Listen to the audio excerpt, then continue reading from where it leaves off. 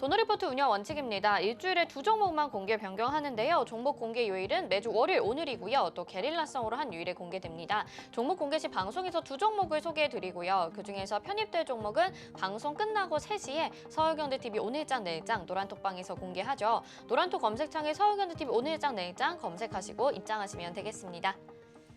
네, 지금까지 누적 수익률 만나보시죠. 도너리포트 총 누적 수익률 466.2% 기록을 하고 있습니다. 덱스터가 15.9%로 포트 제외됐었고 오브스템이 0.9% 수익 구간, 또 네이버는 17.7%, SNK가 15.2%, SM라이프 디자인이 8.4%로 목표가 달성을 했었죠. PS 인베스트먼트는 24.2% 수익 내줬었고요. 우성사료가 16.6%, IHQ가 12.5%로 포트 제외되고 보성바텍이 12.7%, M게임이 10.1% 수익 구간이었습니다. 수익 내고 목표가 달성을 했었죠. 다음 종목들 보시면 보령제약이 12.9% 목표가 달성했고요. 대성파인텍이 12.4%, SM라이프 디자인이 23.5%로 목표가 달성을 했었습니다. 제로투세븐도 11.1%로 목표가 달성했고요. HMM은 20.2%로 포트 제외됐었죠. 네, 현대코퍼레이션 0.5% 수익 구간에서 포트 제외됐고요. 신성델타테크가 15.4% 수익 내줬었고 한전산업이 4.1% 포트 제외됐고 금호석유가 21.3%로 손절가 터치했었습니다. 또 다음 보시면 한일네트워크스 지난주에 7.5%에서 손절가 됐었죠. 다음 현재 포트 보겠습니다. 현재 총 3종목 담겨 있는 상황이고요. 메디포스트, 남해화학, 대상 담겨 있고 남해화학이 1% 수익 중입니다. 네, 도너리포트 이렇게 현재 포트에 담긴 종목들 AS 받아봐야 될 텐데요. 잠시 후에 좀 진행해 보도록 하고요. 오늘 시장에서 주로 다룰 만한 내용들 좀 여쭤보려고 하려고요. 앞에서 좀 많이 다뤘습니다. 오늘 시장은 보합권이고 그리고 특징적인 업종들 살펴봤는데 또 자세하게 다루지 않은 업종 중에서 오늘 미디어 그리고 엔터주들을 좀 꼽을 수가 있을 것 같아요. 네. 오늘 상승하는 이유와 전망도 어떻게 보시는지 좀 들어볼게요. 아무래도 이제 그 미디어나 엔터주들 같은 경우는 제가 작년부터 이제 작년 말에 대강연회 때 12월에 여러분들께 이제 주목해야 될 섹터로 엔터주들과 이제 컨텐츠 관련 주들을 이제 이야기를 드렸었거든요.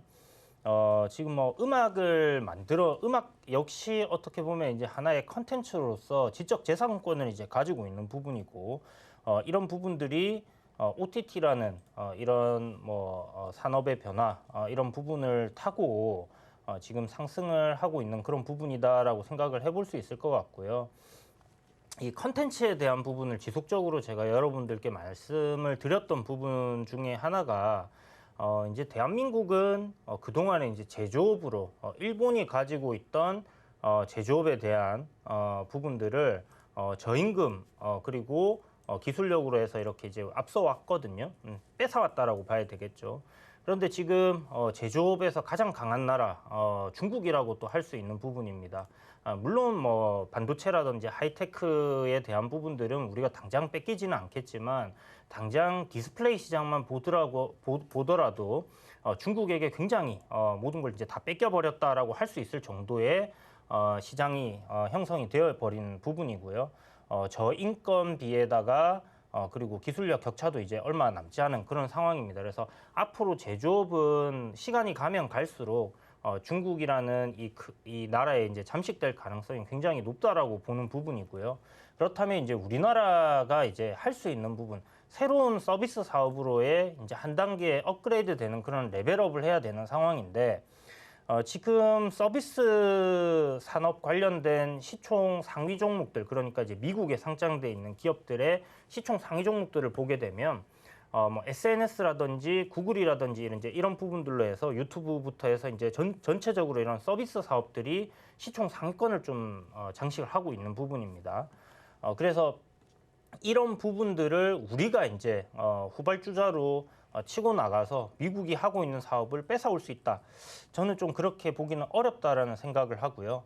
생태를 이렇게 만들어 놓은 이런 산업 생태를 갖다가 활용을 해서 거기서 우리가 할 수 있는 부분을 찾아서 만들어 가야 된다라는 관점에서 컨텐츠 쪽을 이야기를 드렸던 부분이고요.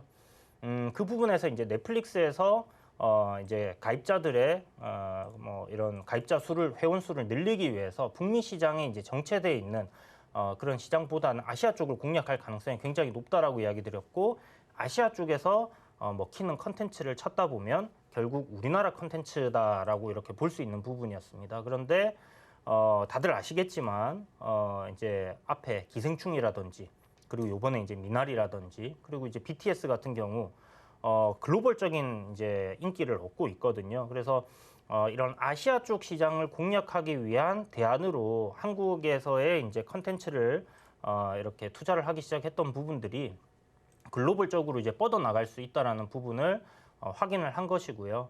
그렇다면 이제 국내에서 앞으로 미래의 먹거리로서 가장 중요한 섹터는 제가 봤을 때는 이제 컨텐츠 관련주다.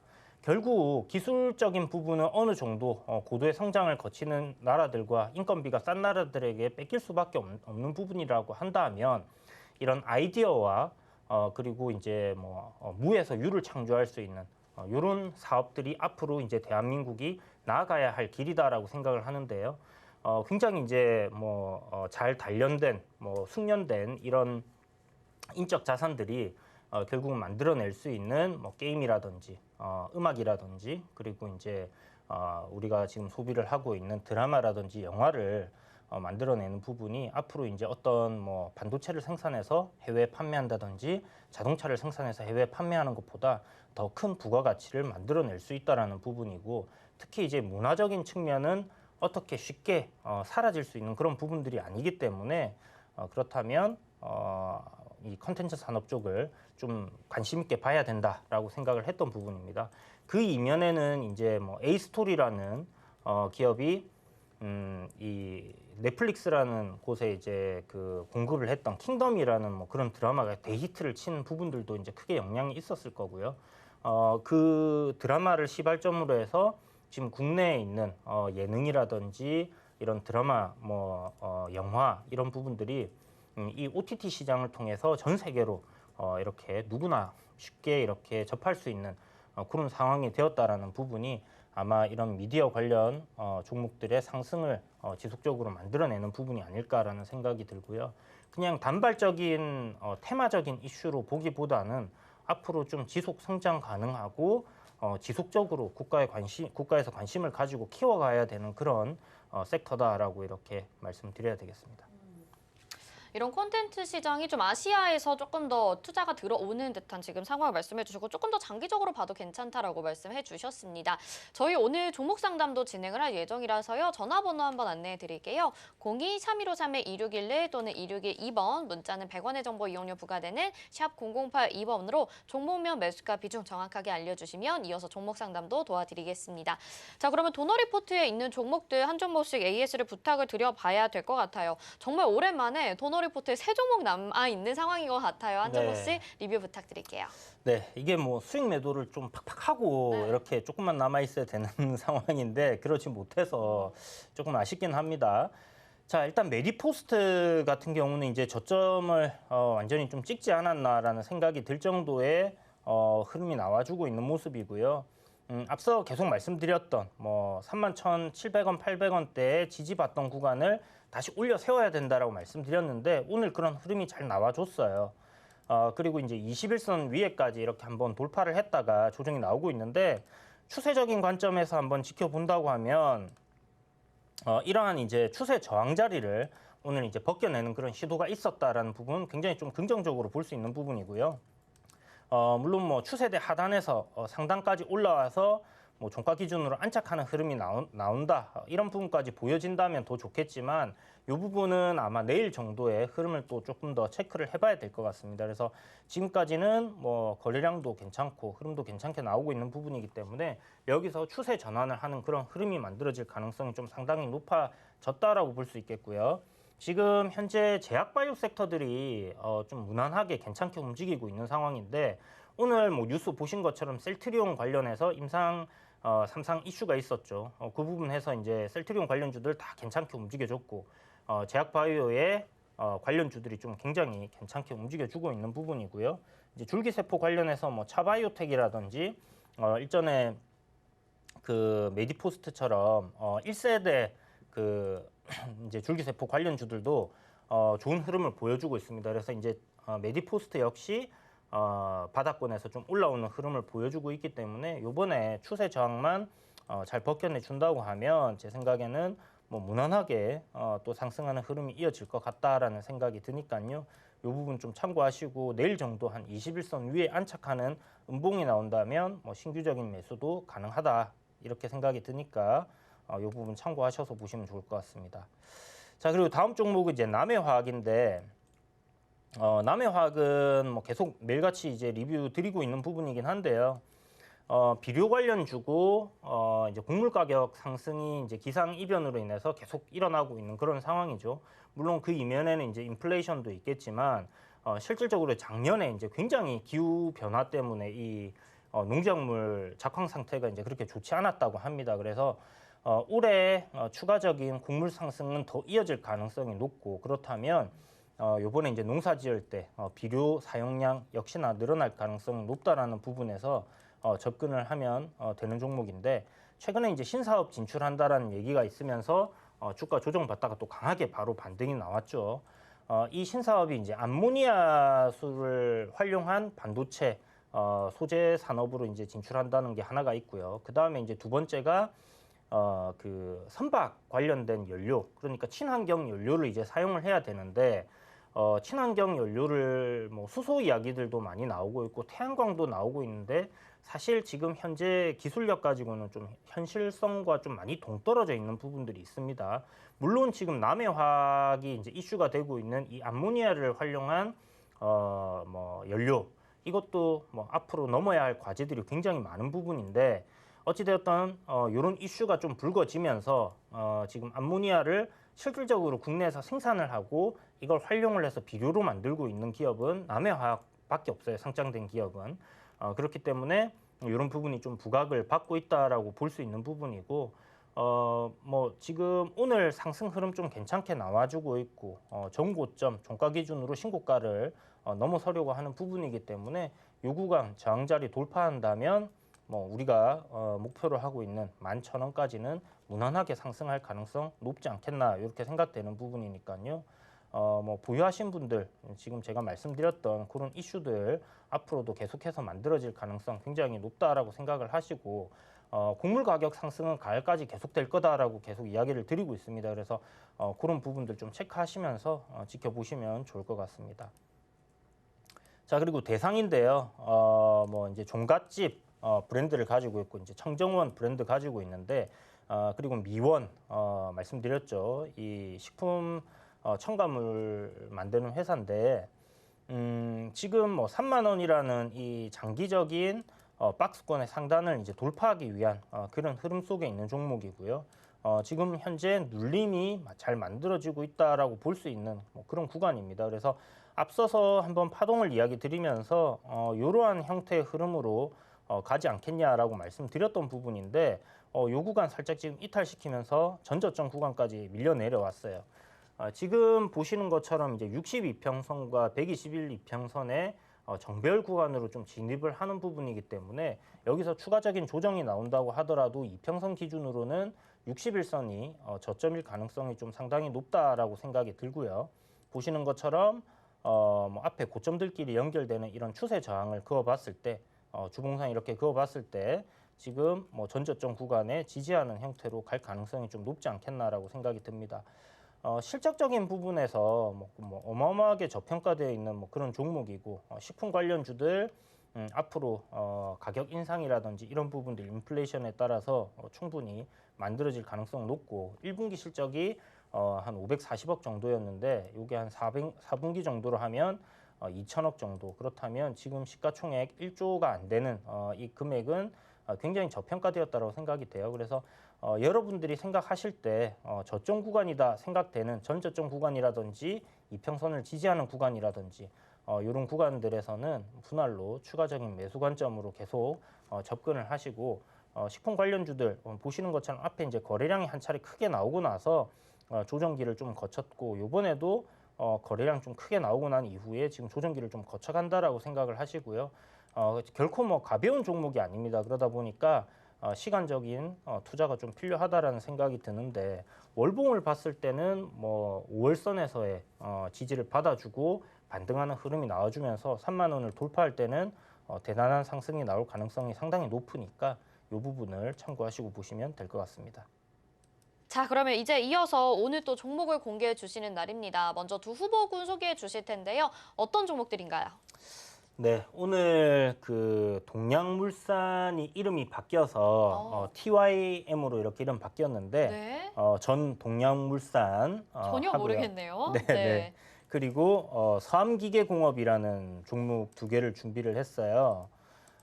이 TYM이라는 회사는 앞서서 이제 동양물산이라고 해서 이제 도노리포트 할 때 한번 소개를 해드렸던 종목이긴 한데 포트에는 일단 편입을 못했었고 지금 보시면 이제 신고가 흐름으로 좀 가는 그런 모습인데 이 TYM 같은 경우는 이제 농업 기계 쪽을 이제 영위를 하고 있습니다. 매출 비중이 전체 한 90% 정도가 농기계 매출이다 보니까 나머지 쪽은 뭐 담배 필터라든지 이런 부분들 하고 있지만 딱히 뭐 그렇게 모멘텀이 있다라고 볼 수는 없을 것 같고요. 이 농기계 쪽을 보는 이유는 앞서 이제 비료 관련주들 이야기 드렸던 것처럼 곡물 가격 상승에 따른 이런 농기계 수요가 좀 더 늘어날 수 있지 않겠나. 농작물 더 잘 키우기 위해서 뭐 또 밭도 갈아야 될 거고 땅도 갈아야 될 거고 뭐 그런 뭐 부분이다라고 생각할 수 있는데 실질적으로 실적적인 부분이 굉장히 괜찮아지고 있습니다. 작년에 미국발 이제 미국향 매출이 좀 급격하게 늘어났는데요. 이 부분에서 이제 1분기 실적이 128억으로 굉장히 좋아졌고 작년에 이제 291억 영업이익 굉장히 한 2배 정도로 이제 2019년 대비해서 늘어났습니다. 그런데 올해는 아마 전년도보다 좀 더 좋아질 가능성이 높지 않겠나라는 부분이 보여지는 부분이라서 요걸 이제 한 영업이익 400억 정도로 생각을 한다면 충분히 추가적인 상승 흐름이 더 나올 가능성이 높은 그런 종목이다라고 생각이 들고요. 지금 바닥권에서 저항 자리에서 지금 약 한 6개월 이상 박스권 횡보를 하다가 상방으로 방향을 좀 돌렸다라고 생각을 할 수 있는 뭐 그런 흐름이 보여지고 있기 때문에 그런 관점으로 좀 접근을 할 수 있는 종목이다 이렇게 보시면 좋겠습니다. 아마 뭐 식료품 가격 상승 그리고 뭐 곡물 가격 상승에 따른 뭐 그런 수혜 관련주로 이렇게 좀 엮여서 나중에 또 이야기들이 나올 수도 있는 부분이고 하니까 이 부분 좀 참고하시고요. 다음 종목은 서암기계공업인데요. 서암기계공업 같은 경우는 뭐 굉장히 소형주입니다. 시가총액이 뭐 860억밖에 안 되는 소형주인데 지금 뭐 소형주답게 거래 대금도 사실 그렇게 뭐 대단하지는 않아요. 보면 10억 정도 평균 한 15억 정도가 되는 것 같습니다. 평균적으로 한 그 정도의 거래 대금이 이제 쭉 나오고 있는 상황인데 최근 들어서 보시는 것처럼 거래 대금이 이제 한 차례 좀 늘어났죠. 170억 정도가 나오고 100억이 나오고 그리고 오늘 뭐 한 38억 정도, 한 40억 정도가 되는데 서암기계공업 같은 경우는 이제 공작 기계를 이렇게 제조하는 회사다라고 보시면 될 것 같고요. 그다음에 이제 기어, 뭐 척 실린더, 그러니까 이제 기계 부품 관련 섹터에 있고 기계 부품을 실질적으로 생산하는 그런 업체인데 선박용 엔진 기어라든지 그리고 풍력 발전용 기어를 이제 생산을 하면서 기존에 이제 생산하던 뭐 공작 기계 쪽에서 좀 다변화 포트폴리오를 다변화하고 있다라고 보시면 좋을 것 같습니다. 여기서 이제 선박용 뭐 엔진 기어, 풍력 발전용 기어 이렇게 얘기하니까 최근에 이제 선박 관련된 섹터들 좀 좋아지고 있는 상황이고요. 그 다음에 친환경 관련주들, 특히 풍력이나 태양광 관련 종목들 흐름이 나쁘지 않죠. 그래서 이제 그런 쪽으로도 이제 편입이 될 수 있는 소형주다 생각하시면 될 것 같고, 터보 컴프레스 기어라든지 이제 좀 전에 말씀드렸던 이 비공작 기계 관련된 포트폴리오 다변화를 통해서 매출을 갖다가 좀 더 증진시킬 수 있을 거라 기대가 되고요. 영업이익도 뭐 크지는 않습니다.